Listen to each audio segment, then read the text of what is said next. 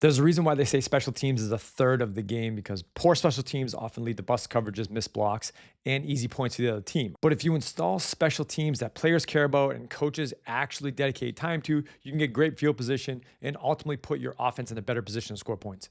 So in this video, I'm going to give you a complete guide to installing every single special team so you can build the system that's effective and also helps your offense score points.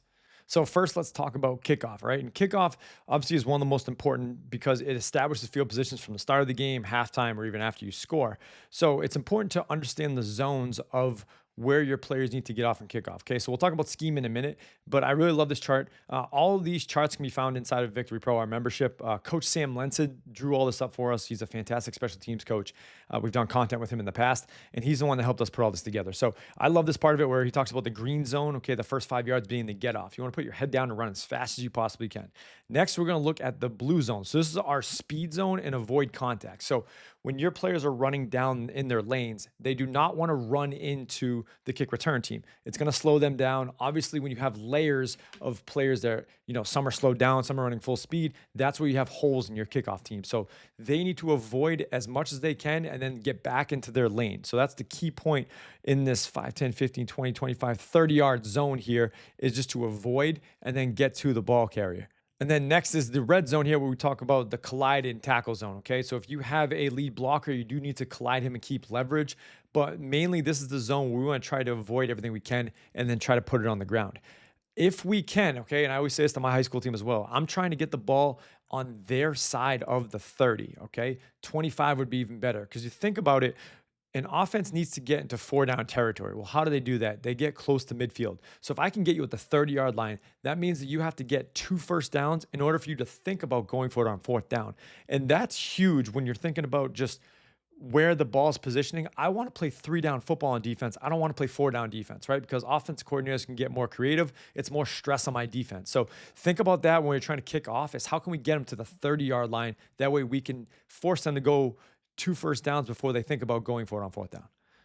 Next, let's look at how to actually install a kickoff team. So again, we have L1, 2, 3, 4, and 5 to the left side and R1, 2, 3, 4, and 5 on the right side. And obviously the kicker is going to be in the middle. Okay. So this kickoff, I absolutely love from Coach Lenson because it allows players to get down the field because typically kick return teams will say, I have 1, 2, 3, 4, 5. Like everybody has a man. Well, what happens when they don't run straight and they all start to cross? And this is where the confusion can occur on the kick return team. So what you're seeing here from L2 is he's your new contain man. Okay. So he's going to run down the field and slowly start to bend it in to contain that rusher. Nobody can get outside of him.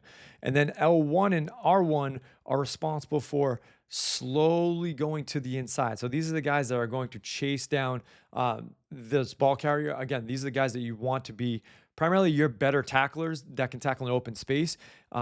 Coach has a kickoff deep right here, and you see we're setting the wall on the right side. R1's able to come to the inside, and then these players on the outsides from L1 and L3 are then converging to the ball. So if kicked properly on the right hash or the right numbers here, we should have everybody converging to the football. The weakness of this, of course, is if this player in blue gets all the way around, we then got to chase it on the back end, okay? But again, if the kick is right and we pin it to the right side, you should be able to pin them within the 20, 25-yard line, depending on the kick. Now let's flip over to kick return, okay? So now what if we can give our offense the ball in 4-down territory automatically every single time, okay? Your offensive coordinator is probably smiling from ear to ear right now. And that's exactly what we're trying to think about when we return the football is if the kickoff team is going to give us an onside kick or a pooch kick and give us the ball at the 45, 40-yard line, that's perfect, okay?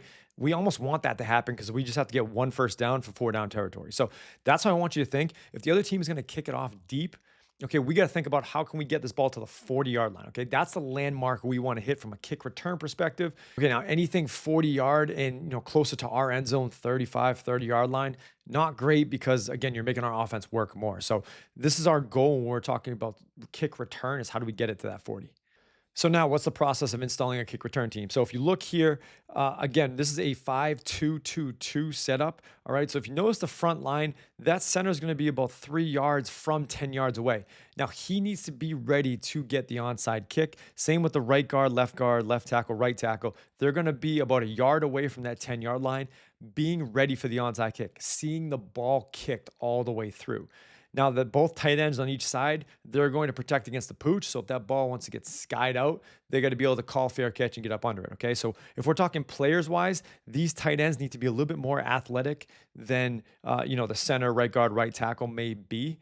Again, you don't have to actually use a center, right guard, right tackle. Try to use more athletic players. That way, if they do onside kick it, you're not left with a lineman trying to scoop up an onside kick. Okay. So we do recommend athletic players play these positions.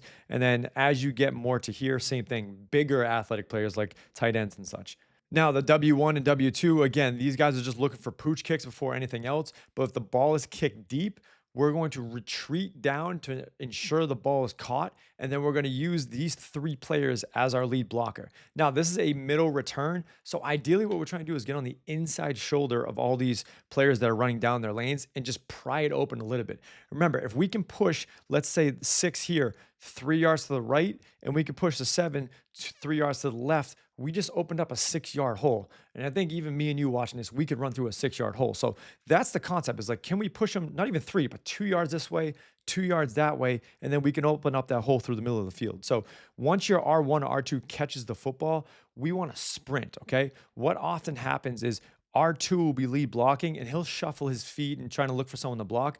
These three need to be in a full sprint. Remember, the more yards that we can cover as we're sprinting through, the more yards we can gain. If we can get our best players, which is going to be your R1, R2, I highly recommend you put your best players back there because, again, we're trying to get as close to the end zone as we possibly can. Why not put our best players back there, okay? So I'm telling those guys, the minute that ball lands in my hand, I am in a foot race straight, okay? I'm not going to, putter my feet. I'm not going to go left and right. I'm going to hit that thing straight, and I get one cut, okay? One cut to get through one of these lanes and bust these things open and try to get to the 40-yard line, okay? But that's my goal. So using the 40-yard line as a landmark is so great because you and your returners can come to the sideline and he can say, hey, did we win or lose that kick return? And all he's got to do is look at the 40-yard line. If the ball's not there, we lost it, okay? So it's a good landmark for your entire special team, but also for your returner too about where he wants to get to. Next, let's move on to, in my opinion, the most important special teams play, and that's punt, okay? So a bad snap or a block punt is the fastest way to give up free points, okay? And we don't want to give up free points. We want to make the offense work for it. Okay, so first off, we got to make sure we have a reliable long snapper. So that's someone that can get it there on a straight line, okay? We're not looking at a loop snap. We're not looking at any snaps that roll in. We need that thing to be on a direct line. So we got to train our players, and we'll link a video right above here about how to actually snap the football. You can go check out after you watch this video. But again, that long snap to punt operation has to be perfect, okay? We recommend we put our punter about 14 yards depth. That way, when he catches it, he can take 1 step, 2 step, 3 step, and kick it. So if you have your punter at 8 yards, 9 yards, when he goes to kick it, he's going to be about 6 yards, all right? And that's not what we want. We want to make sure that he has plenty of time and space to be able to kick the football. Next, what you're seeing here is a shield punt, okay? So you're seeing the S, the PP, and the S, okay? The S are just the shield guys on the outside. The PP stands for personal protector. So he's going to be essentially the quarterback of this whole thing, make sure everybody's set, okay? And then the punter, you can do a hand flash. You can do a verbal cadence where it's ready, set, go. The personal protector can wave his hand. There's different ways you can snap the football. But ideally what happens is the long snapper snaps the football, and then he's running down the field. The S, PP, and S are responsible for the 3 players in the middle, okay? Again, they want to protect that direct line of where the ball's being kicked. The guard, the tackle, the guard and tackle, they're responsible for chipping 1/1000, getting in the chest, releasing, getting downfield, okay? Same for the gunners on the outside. You primarily want to have wide receivers on the outside because they're used to getting off jams and they're used to getting off a press, okay? So I want to use those guys at the top of the numbers and run as fast as we can downfield, again, containing the football, right? We don't want to get cheap and try to get to the inside because if the returner catches it and gets here, it's going to be a big gain. So again, his job is to force the ball back to the inside where these guys are chipping, getting downfield, chipping, getting downfield, okay? Same thing, chip, get downfield, chip, get downfield, and then he's snapping and free releasing, stepping up, okay? First 3 people. Your personal protector and 2 shield guys, they want to talk. Hey, I got him, I got him, I got him. Especially in high school youth football, you're not going to see too many crazy stunts where guys are looping in. If the operation's clean, it should get off anywhere for 2 to 3 seconds, okay? So when that ball is snapped, we're thinking about we just want to chip and get enough in. That way we can kick it and get downfield and then, again, ultimately be able to vice these guys downfield. So And just one last note here, your two shields and personal protector do not step back. Okay, if they step back, they're gonna, and I've seen this before, they're gonna end up blocking your own punt. All right, so we're not gonna step back. We're not gonna get blown back either. So these three players need to be, they can be linemen. Okay, they can be bigger players that are just going to take up width and make sure that when the ball snapped, they step up into whoever they're blocking. And then everybody else is pointing out who they got. And we're just going to chip them and then get downfield. Okay. So let the first three on the interior go and then count out from them. Okay. And point to who you got. Ball's got to get off. If they are bringing a 10 or 11 man rush, we don't need gunners anymore. We can bring them in. Okay. Just like this. And now they just turn into tackles. They point who they got, chip, release, and then get to where you need to get to. Okay. But again, this is a shield punt. This is the best way to get the ball downfield and then get it covered. Okay. So again, we're trying not to give them a return. We're trying to make sure they catch it where they're at or let it roll and gain us free yards. Now, on the flip side, let's talk punt return. Okay. And again, this is my opinion. Punt and punt return are the two biggest plays in football that I think a lot of people don't take too seriously, and you can steal a ton of yards from them.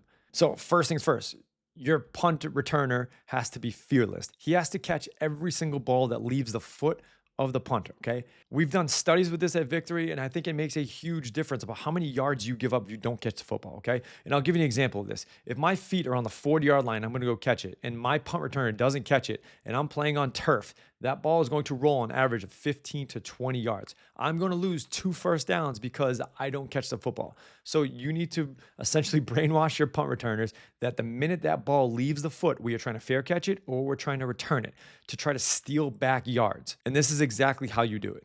So the easiest way to install a punt return team is, if you're watching this and you're a defensive coach, you probably already run some sort of 4-4 cover 3. Even if you don't, and you're a youth coach and you run some sort of 5-2 or 6-2, this is also easy to install. Okay, but let's talk to the coaches that are running a 4-4 cover 3. All you're going to do is walk your outside linebackers up to the edge. Okay, so now they have edge contain.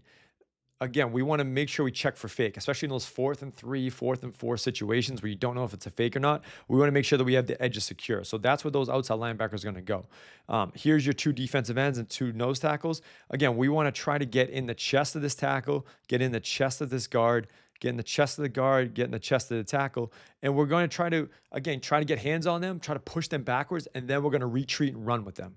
So we're not just playing patty cake with them. We're trying to get in their chest, force them back, because the more space our returner has, the more comfortable he's going to be catching the football. And even if he does muff it, it gives him a chance to be able to catch and go. All right, same with our corners, okay, C1, C2. We're trying to force them to the outside. That way they, if they want to contain, that's fine. Keep them to the outside. That way we can get these lanes to run the football, all right? So that's where we want to be with the corners. Now, next, we talk about the linebackers. You see here, you can just have your linebackers drop back, and again, they're going to escort the running back to where you want to be. But if this center gets down the field first, and he's making 90% of the tackles, put a linebacker on him. Wait 3 yards behind and make sure we get a body on him. And now you have one returner here who can essentially escort the running back to the end zone. Okay, the returner to the end zone, excuse me. So again, think about what they're doing scheme-wise if you have film on them and who's making the most tackles. If it's the center, if it's the 2 gunners, double the gunners, double the center, right? Don't overcomplicate this, but just take a look at who's doing the most production for them and where the ball is being punted to. If it's always being punted to the right, put him on the hash, right? And then be able to play that. But again, we want to try to catch everything that we possibly can. And we want to make sure that our returner is fearless and he's not scared to catch the football, because you're going to lose yards naturally. And I guarantee if you go and look back and you don't have a returner who just calls poison, poison and gets out of the way every single time, you're probably losing a first down or maybe even 2, because, you know, maybe as a coach, you're thinking, I just want the ball back to my offense, right? We got to, again, flip that mindset and think, I got to get more yards for my offense, not just letting the ball roll and being satisfied with getting the ball back on our own 20, right? Because then if we go 3 and out and we have a poor punt, now they're in our zone, and that's how the game flips, okay? So we're trying to get as many yards back we can on punt return. Next, we're going to talk field goal, okay? And field goal is huge, not just from hitting distance field goals, but of course hitting PATs and extra points, okay? There's nothing more demoralizing than when you score, and it's a huge score on the sideline, the fans, and everybody's all cheering, and then you go out there and miss a PAT, right? It just brings the energy down. So we need to think about how can we be consistent with our field goal teams, and how do we put points on the board and not take them off. So how do you build a special teams unit that is consistent? Okay, so again, we talked about that long snap video we did with Coach Lenson. We also did a field goal kicking too, and a field goal holding video as well. We have that in the playlist. Make sure you go check that out, because that operation between the long snap, the holder, and the kicker is everything. Okay, blocking, yes, is about 40% of the operation, but the other 60 is just make sure the ball gets snapped, gets held, and gets kicked properly. So we got to really focus on those. But for blocking purposes and just for the sake of this video, we want to make sure everybody is foot to foot. Okay. So we're going to be foot to foot. And when the ball snapped, I want to step behind the leg of my inside player. So the guard's going to step behind the long snapper, tackle's going to step behind the guard, end's going to step down, and the wing is going to protect any inside penetration. Okay. So again, we want to make sure that we're creating a wall that nobody can get through, because where you typically have penetration is between this end and this will here, on this wing on the outside, is because they're just lazy and they step down, they barely touch that player. Again, we want to make sure that these players are all foot to foot. We're stepping through and we just got to get enough of the shoulder pad for that 2 seconds to happen between the hold, the snap, and the kick. All right. So everyone's protecting their inside gap, and we're trying to actually use our hands, right? I know some people just use their heads, but if I can step in my body, my body, and protect the inside and get hands on them, you get double. Okay. So that's essentially what I'm trying to do, is step down, get hands on, and try to mash them into the middle where all the bodies are. If the timing in the operation is like it's supposed to be with snap, catch, and hold, these players off the edge shouldn't matter, right? Because they got to go all the way over here to block the kick. Okay, unless they have 4.3, 4.2 speed off the edge, they'll never get there. So again, we just got to make sure that they don't do this to the inside and we force them off the heels, because again, it's very hard to block a kick that way, okay? But that's why I put so much emphasis on the operation, because if that is 4 to 5 seconds long, where your snapper loops it to him, the holder takes his time putting it down, the kicker takes his time kicking it, the whole operation is going to fail, okay? So we got to make sure that that operation is clean, everyone steps to the inside. Now, just as important as the field goal is, obviously the field goal block is just important, because again, when we get scored upon, I think a lot of defensive guys will just put their head down, especially if you're a corner or safety who just got beat on a deep pass. You're going to put your head down and say, oh, and then you're going to give up the next play. You got to rewire your players to think, hey, we got to steal this point back. Yes, they scored on us and got 6. They can't get 7. All right. And that's the mindset of this field goal block, is how do you penetrate the line of scrimmage to make sure they don't get that extra point?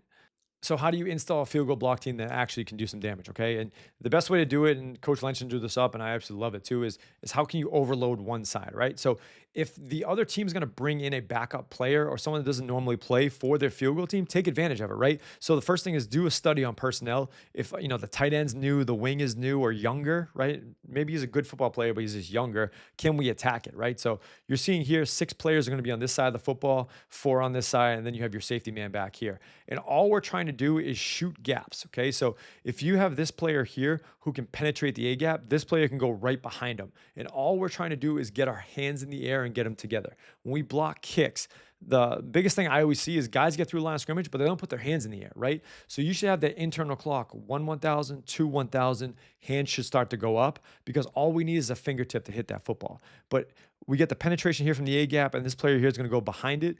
And then you're seeing everybody else trying to hit a gap and try to get skinny, okay? So as we get through the line of scrimmage, we don't want to keep our chest up, because remember, that's what they're trying to hit. We want to turn our bodies, get skinny through this hole, and then on the 3rd second, right, everyone's getting their hands up. So in unison, you should see 1, 2, 3, 4, 5, 6 all put their hands in the air to try to block this thing. And then the players on the backside, same thing, who are shooting these gaps, getting skinny, hands up in the air, try to get a piece of it, okay? This player here in the back, again, you're just watching for fake. Anything that happens on the back end of a PAT, we're trying to make sure they don't fake it. If you want to pull this guy off because, you think he'll never get there, pull him off so he can watch for fake, and then he's watching for fake as well. So that way you have, again, 3 safety guys in case they want to roll out and get a cheap one on you. That's how you're going to be able to protect yourself. So I'm thankful enough to be able to learn from Coach Lenson. And again, we did a whole special teams module with him inside of Victory Pro, which you can check out. If you want to learn individual techniques, again, we have those in a playlist there about how to punt, how to kick off, how to do all of that. From Coach Lenson, he's one of the best. But we recommend you check out this video from Coach Lenson to get started on your special teams journey. And let us know if you have any questions in the comments below.